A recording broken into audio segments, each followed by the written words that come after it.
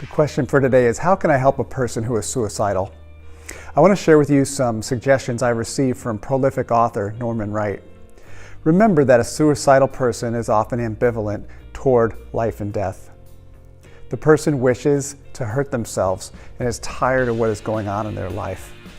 At the same time, he may want to be rescued by someone. If he tells you that he's suicidal, there's some things you can say. You did the right thing by calling me.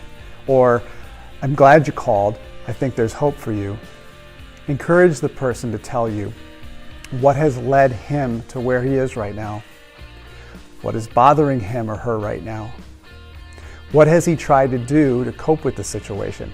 Some other things that you might say are, a person in your situation is usually hurting. What hurts? What has happened in your life to bring you to this point?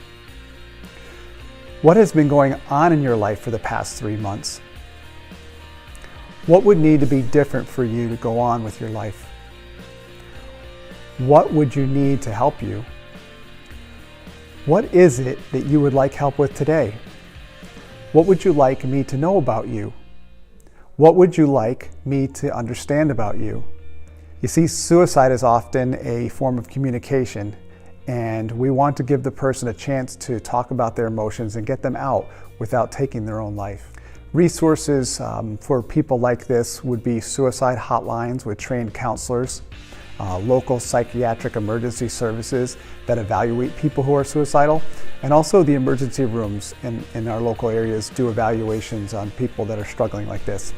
If the person indicates that they are going to harm themselves, you may have to call 911 or encourage them to do so. Hey, I want to thank you for taking an interest in people who are struggling.